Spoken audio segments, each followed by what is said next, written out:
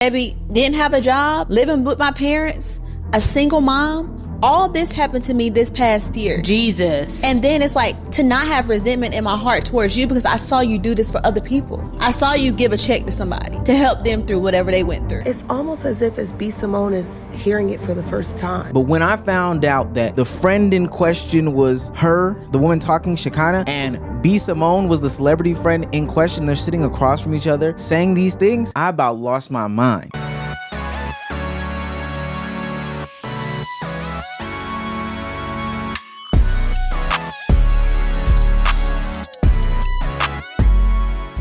What's good, peeps? It's your boy JP back at again with another reaction video, and today we are reacting to Omeezy.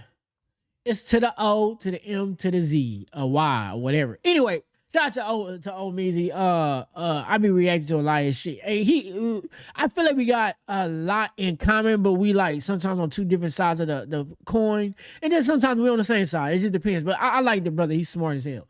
Anyway, today's video is Rich Celebrity Exploits Her Poor Friend for Content. It looked like it's a B.Simone video. I don't know. I haven't watched it, but we're about to get into it. But before we do that, hit the like button, hit the subscribe button, and join the prosperity gang. The Prosper Gang. There's a lot of prosperity going around this mug. So join the Prosper Gang. And yeah, without further ado, let's get into the video. Being a best friend with a celebrity, everybody thinks that, oh, because you're connected to this person, then your life is just as grand as theirs, or you got it, or they helping you. Baby, didn't have a job, living with my parents, a single mom. All this happened to me this past year. Jesus. And then it's like to not have resentment in my heart towards you because I saw you do this for other people. I saw you give a check to somebody to help them through whatever they went through. And it's like, God, like nobody didn't give me a handout, but guess what? That wasn't your responsibility. God had to take me through that for my own season, for my own thing. I had to get my car repossessed. Jesus. I had to go through. Okay, that's a low lot, but it is a notion, and people need to know that it is a notion that people think that because you're around somebody that got clout and a lot going on that you immediately have that too, and that's not always the case. So it is just how life is, you know what I mean? You gotta do what you gotta do, you know what I mean? But people think that the operation is good for everybody. That's why a lot of people clout chase, because they want to look like they're doing bigger than what they are, and that ain't always what's going on. So just keep that in mind. Food stamps line. I had to be on Medicaid because I'm building my story too. Wait a minute. But it's like, as a friend somebody who has it, it's hard to digest. Putting it on Jesus is crazy as hell. Look, I first saw that clip go on the internet and I thought that, man, she's telling a true story about a friend who was dealing with a situation, and they had a friend that was a celebrity and they just weren't helping out. But when I found out that the friend in question was her, the woman talking, Shekinah, and B.Simone was the celebrity friend in question, they're sitting across from each other saying these things, I about lost my mind. This is B.Simone's podcast. It's a new spin-off of her doing those skits. She's transitioning into a new career in content creation, becoming more mature and more older. But as she becomes more mature and more older and presents herself in a new way and new light to people, she's showing that she's just not a good person, like, at all. So many women go through that, whether it's a friend, you get hurt and now you move with this fear. Guard up, this fear, this anger,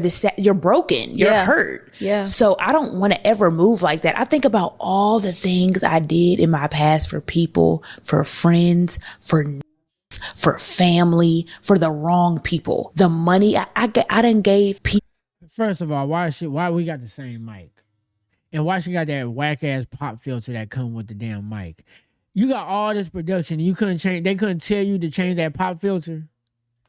Look, we got the same the short MV7. Oh, I think that's what MV7 whatever. And I changed and I used a pop filter from the SM7B. I mean, for those that don't know audio, you wouldn't know. But what I was told was that pop filter is trash that come with it, so you should immediately change it. And that's what I did.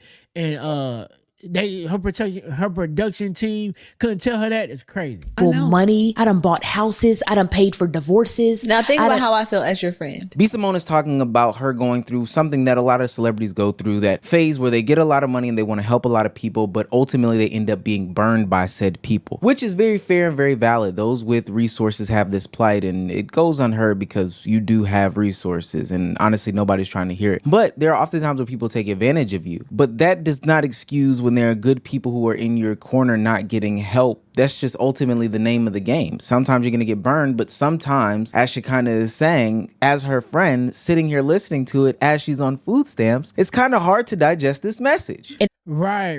Like, there's a cost to be the boss, right? Everybody wants to be the boss, but they want to be the boss at the easiest expense that it is, and that's not how that works, nigga. If you got a team, you got people that's around you, you got to take care of them, especially if they good. Granted, some people are going to burn you, but that's the cost of being a boss. Like, when you start a company, you ever heard that saying that entrepreneurs fail 7 times, have 7 failed businesses before they have a good one? Because it's a cost to be the boss. Like, if you really want that lifestyle, you're going to fail a lot. But the desire to want it to work supersedes the failures, and you just keep trying. The same thing applies to people that burn you. That people are going to burn you, and that's just going to happen. Like, when you up there, people are going to try to use you, but there's people that are real good to you that you need to, it should supersede the people. The bad people, the good people should supersede what the bad people are doing, because of the fact that you really want to be the boss that bad. So it is a cost to be the boss, good and bad. You just gotta see the vision. If you can't see the vision, maybe you not really trying to be a boss. You really just want the benefits of what being a boss come with, without taking the hardships that come with it too. I've done all that. And then the right people come around that have the purest heart, that love you so much, and you're stifling, and you're looking, and you're paranoid, and you looking people up and down, and it's anxiety. And that's part of being a human. But being somebody at that stature is almost superhuman. It's not superhuman, but it's almost superhuman. It's in a way of, most people can't do this, right? I ain't talking about YouTube, right? But most people can't be in B.Simone's stature, where they got a whole system beneath them, and they can run a whole operation. Most people can't do that. That's why you have to be better than most people. You have to be able to feel paranoid, but still have the act to go do it anyway, because most people can't do that. And that's what's supposed to make you special. If you can't be up there where most people can't be, and then act like most people, and be paranoid and scared and human and that. Niggas don't want to hear that. You up here for a reason. Be better than that. That's just where it comes with. It's not coming from a healed place. It's coming from, like you said, bitterness. Yeah. Okay. It's like a guard is up. Yeah. I've never been like that in my life. And I feel like I'm coming out of that slowly. Yeah. But there was a little moment where I had it, like, I was heavy. I was like, and I was aware. I was like, I do not want to be like this. Yeah. I feel it. Yeah. I hear it in my tone. Like, I agree with you. I can't even say I disagree with you. I feel it. Yeah. You It's were like, pain. okay. Yeah. Okay. Let's catch it. Yeah. Let's catch it. Yeah. You were swallowing it though, because you didn't have nothing. Okay. But what were we going to say and think about how I feel as I mean, this was the hardest season of my life this last year. The thing about people with mics is they feel as if they talk very slowly with their hands. They're saying something profound. Now, I will say in this situation. Granted, smart people know this. But so smart people can read in between the lines, but there is some psychology behind the slower you talk, the more intelligent you sound. People that really listen, it don't work. But people that are like surface level people, for some reason, you just look more influential when you do that. Like, I'm very like, not animated. I'm very like passionate in my voice. And I always feel like I was a passionate talker. So like when I'm into a conversation, I can't be chill like, yeah, bro. I'm very passionate. And to some people, it drowns, like they don't they can't come, because they're not listening to me. They're just listening to the way I deliver. And sometimes that outweighs what I'm saying. But the people that's listening, they like, oh, bro spitting. It's just the people that's not. But then you got people like B.Simone that talk real slow. See, if you done, now it's like, oh, this person is smart. To surface level people, they think that. Most people don't. But what's good is that more people are starting to consume this type of content, so that style is starting to be less and less effective because now people are just starting to get hip to the shit. So, but it's actually some psychology behind that. It's starting to get outdated, but it did used to work. You talk to them easy. I am a little bit split. There is some validity to what B.Simone is saying. Usually when you've been done wrong in the past, you put up your guard. That's genuinely and generally how people feel and the actions that they take. However, what I don't agree with is recognizing that this is a real and legitimate person that's going to be in your life and in your corner and saying now, oh, well, you know what? You don't need my help. I don't need to help you, etc., etc. That's where I draw the line, especially when this person Because you gotta be better than that. Like, I get that's human. I get it. People gonna cross you and it makes you put your guard up. That's human. But sometimes you just gotta, you gotta keep striking the board. Look at yourself like a company. A company gets a company that hires people get screwed over all the time. They still hire people though, because they're bigger than bigger than your feelings. And when you do this, you're the company. Yeah, you're the human part of the company, but you're still the company. You still got to do your job, man. Regardless of how much you get screwed over, you don't get to do that. You just don't. You got to be bigger than that. You got to be bigger than bigger than the system, or however they say it. Is going through the whirlwind. A small bone would have been able to help them. You don't have to give them the whole kit and caboodle, but damn, give a brother something. And if we get into the real root of the guarding problems, it's always going to lead back to one road and one road only. If God said it, just because you are heartbroken, if God said go, that's your husband, but now you fearful because the last nigga cheated, you done missed out on the whole blessing. The whole blessing. You can't let the past pain and the past heartbreak and the past relationship breakup and the past anger and sadness and brokenness keep you from doing it again, trying it again. Oh Lord. It's always a man. It's always a man that's gonna stop you. I do hate that they women kind of, they try to say we're not men, we're decentering men, but then they go right back and be talking all about niggas. You know what I mean? It's just what it is. You know what I mean? And niggas do it too. Oh, I'm monk mode, but then every video you watch is about women this and women that. Like, you not monk mode then, my brother. You know what I mean? But to each his own. But yeah, you just gotta be bigger than the system. You trying to throw your repressed feelings and anger about men into this mix as to why you didn't help your friend should have been one of the final smacks in the face that caused your friend to smack you in the face. That is not an excuse at all. Your friend was absolutely struggling, and because you couldn't keep your legs closed, and because now you are jaded to giving people things, then all of a sudden your friend has to struggle. I don't even understand that, and a lot of people don't. I don't know why B.Simone is in the habit of getting on the podcast and telling us about all of her terrible friendships. This go around, B.Simone's best friend is talking about how she was on the verge of homelessness, car was getting repoed, while B.Simone was on wilding out, counting checks and doing all these things for other people. Now the best friend is talking about how she was going through all these sad things while her best friend was a celebrity. And you would think B.Simone and the best friend are talking about somebody else, the way B.Simone is talking about, Jesus, my God. Just egging it on like this must have been such a hard time for this girl. Come to find out, B.Simone is the celebrity best friend that she was talking about. I'm telling you, it's something about B.Simone. She will make it through a cancelable moment. She done been canceled like 4 different times.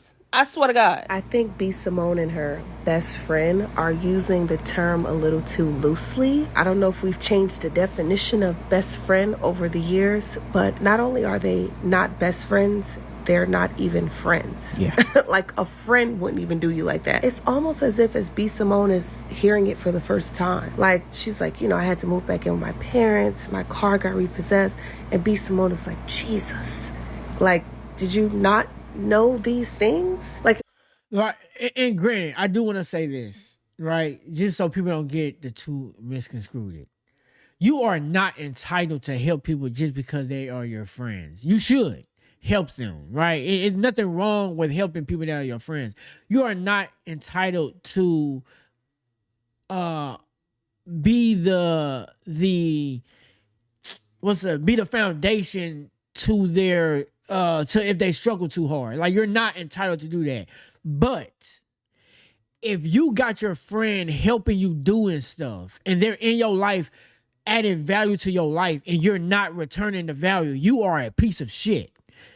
Seriously. Like, if you got a friend and they're not doing nothing for you, they're just making bad decisions, and you on your path to doing your own thing and they're just making bad decisions, and they're looking for you to be the correction to their bad decisions and for you to absolve them of the consequences of their bad decisions, you're not entitled to do that. You're not.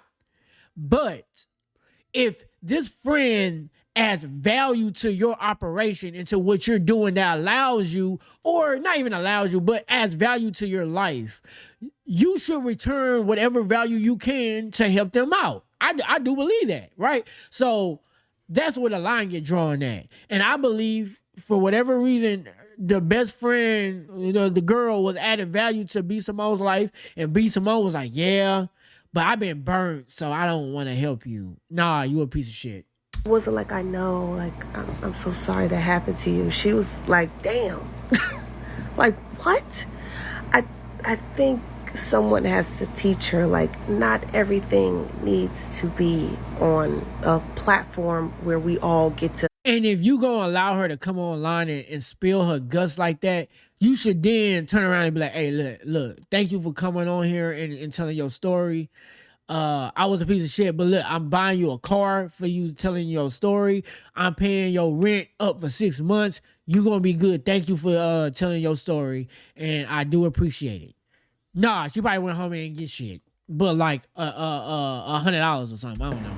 Just stop. Now, the last young woman was correct. I don't think B.Simone and her best friend are really best friends. I wouldn't consider them to be friends. Hell, I wouldn't even consider them to be acquaintances. We're not talking about big favors for somebody who was making big bankrolls off of selling books or, being on Wild 'N Out or whatever the case may be. Throw her a bone. You didn't throw her anything. Like, I know regular people with 9-to-5s, other responsibilities, bills, and they're drowning, that can at least let their friends sleep on a couch or throw them some dollars. Sure, some of these things are more long-term and long-lasting. Like, sounds like your friend needed some sort of job or whatever the case may be, but get your friend a job. Get your friend a car so she doesn't have to get her car repossessed. I'm pretty sure B.Simone can afford a cash car, and yes, I'm counting somebody's pockets, but to then say that this is the story that you had to go through and put God into the equation, no, you could have just been a little bit, and I just mean a little bit better of a best friend than you claim to be on this platform. What pissed me off the most is not that she was going through these hardships, because I understand her mindset. Like, even though you my friend, you're not obligated to help me if you don't want to.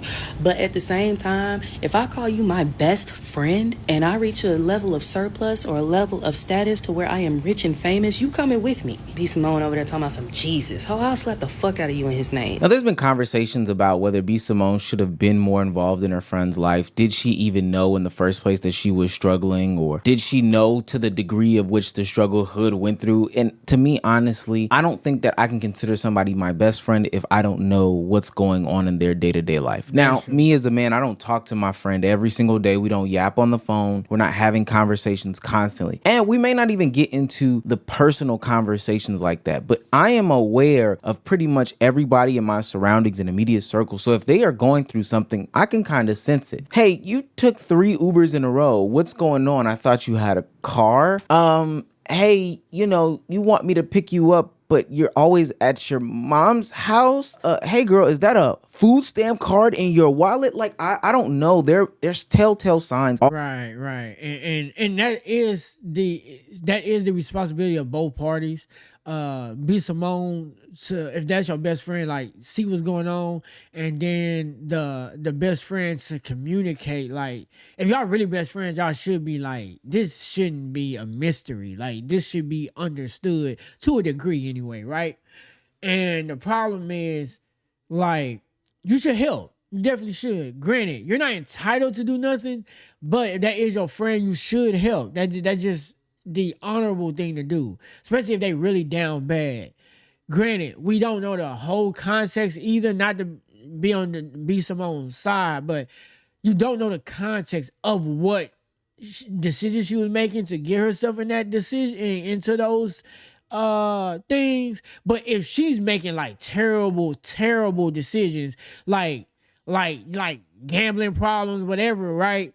Then that probably shouldn't be your friend to begin with. And then you should not have her on your show. So obviously I would assume that the friend isn't making bad decisions. She was just really going through a hard time. And B.Simone being the right friend, you should try to offer something to her that can make her life easier. I would just say that, right? If that was really your friend, be a support system for her if she's not making decisions that are like unmoral, that's putting her in those positions.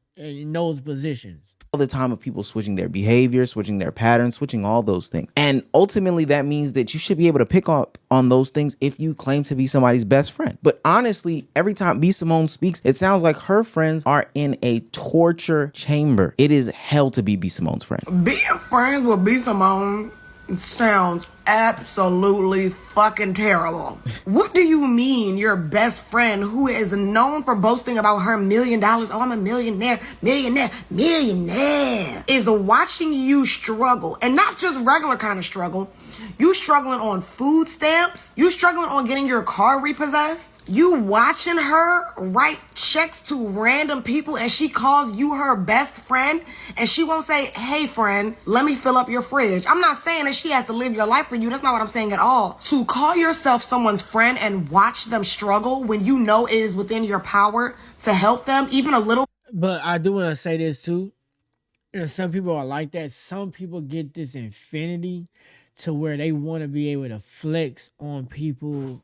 Like they get this, like I had a conversation with a friend and they was talking about somebody else about how they like to just feel like they're doing better than the people around them. Like whatever they gotta do, as long as I'm doing better than the people around them, I'm doing okay in life. And like some people get like this fix of watching other people struggle and they not struggling, they doing really well. Like it's like, yeah, such and such is doing bad, and I'm doing good. Like this is what they get, or whatever the fuck infinity they get, and they get infinity out of that. Like you should want the people you love to be on the level with you. They just gotta want it too, but give them the opportunity to do that. And if like what B.Simone should have did was give her friend a job, right? If her friend accepts it and she excels at it and doing her best to maintain it and doing what she needs to do, then now you got a friend that y'all build something together. Now, if you give her a job and she just completely tanks that motherfucker because she don't give a fuck, or she prioritizes shit that ain't important and like she fucks up the opportunity you gave her, then that's on your friend. You gave her the opportunity.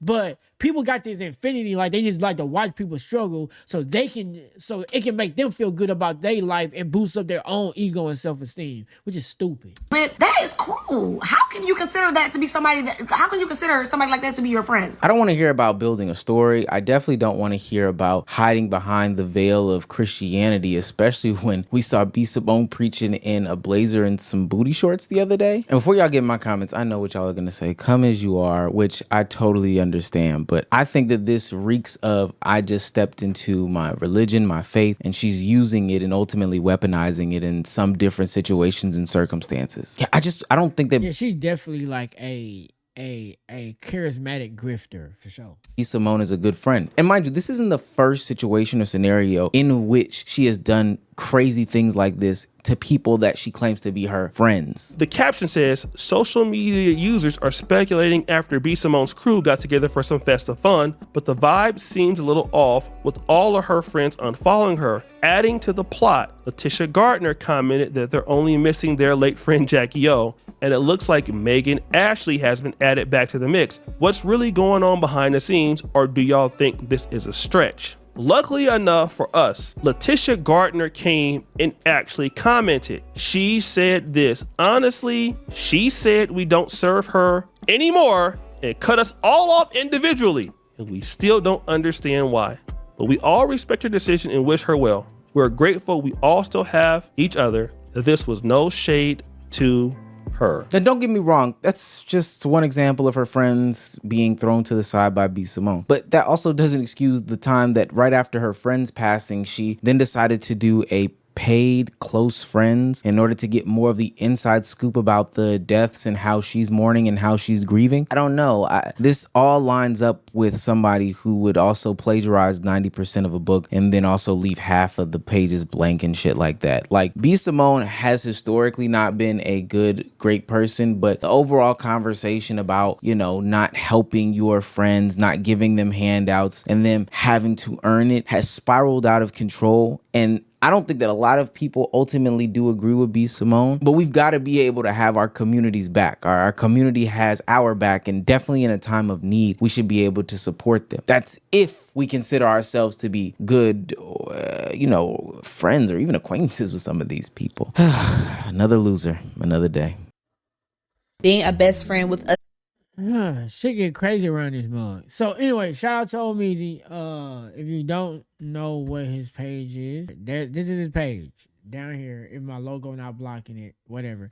Anyway, with that being said, hit the like and subscribe button. Join the Prosper Gang, and yeah, till next time, I'm out. Deuce.